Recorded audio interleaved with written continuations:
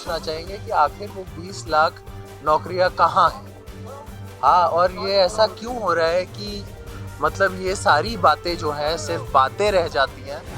नमस्कार, news for nation देख रहे हैं आप और मैं हूं शुभी आपके साथ। पूर्व सांसद लवली आनंद और शिवहर से विधायक चेतन आनंद ने भी अब मंत्रिमंडल विस्तार को लेकर अपना बयान जारी किया है। आपको बता दें कि विपक्ष लगातार मंत्रिमंडल विस्तार को लेकर कई सारी बातें कह रहा था।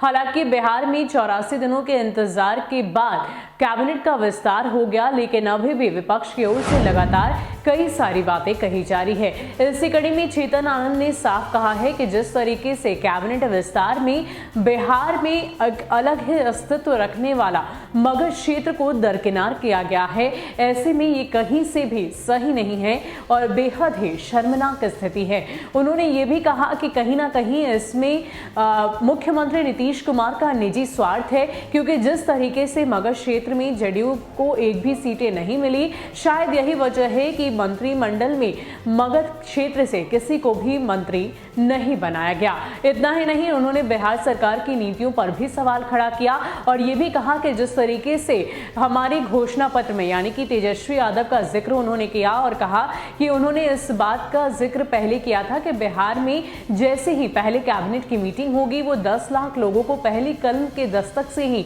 नौकरी देंगे। लेकिन जिस तरीके से भाजपा और जदयू ने अपने घोषणा पत्र में इस बात की जानकारी दी कि 19 लाख लोगों को रोजगार दिया जाएगा, हालांकि इसको बढ़ाकर 1 लाख और बढ़ाया गया और 20 लाख लोगों को रोजगार देने की बात कही। लेकिन उन्होंने कहा कि कहीं से भी जमीनी स्तर पर ये जो चीजें हैं, जो वादे हैं, वो पूरे होते दिखाई नहीं दे रहे हैं। सिर्फ और सिर्फ बातें कही जाती हैं, लेकिन ये सरकार कहीं से भी काम करती दिखाई नहीं दे रही है। इसके अलावा चेतन आनंद क्या कुछ कह रहे हैं, छोड़े जाते हैं आपको उनके बयान के साथ। नहीं तो बात ये है कि सबसे बड़ी बात ये है कि आप मतलब आज कहीं ना कहीं मगध, आप सब लोगों को पता है कि जो इतिहास रहा है, हाँ यहाँ से मतलब आज का नहीं, बहुत पुराना इतिहास है और बिहार में जब भी होता है तो मगध का एक अलग पहचान है। हाँ, उधर एक भी मंत्री नहीं मिलना बहुत दुखद बात है।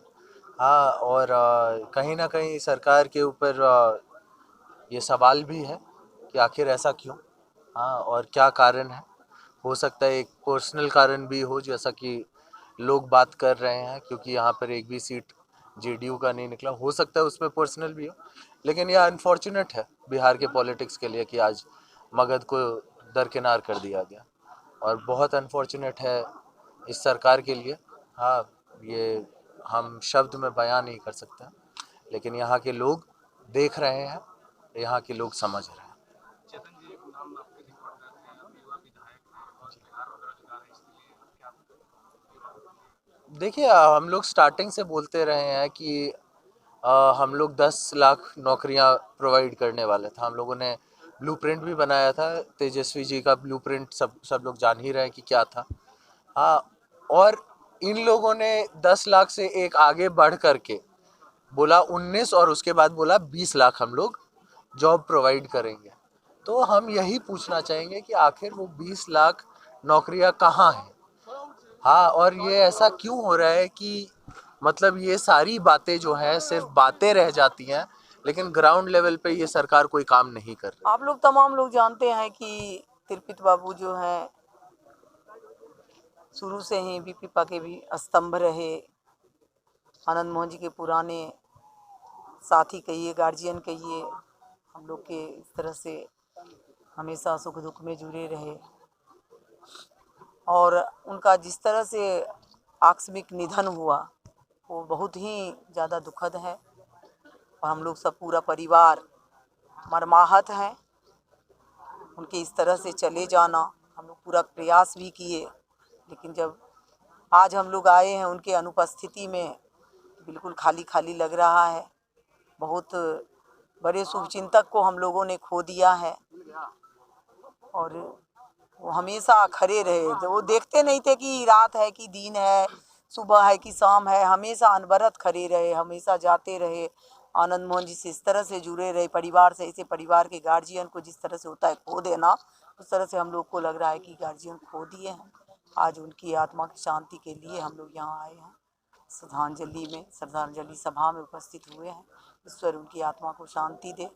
आज हम लोग एक मजबूत स्तंभ को गया में खो दिए हैं, ऐसा महसूस हो रहा है।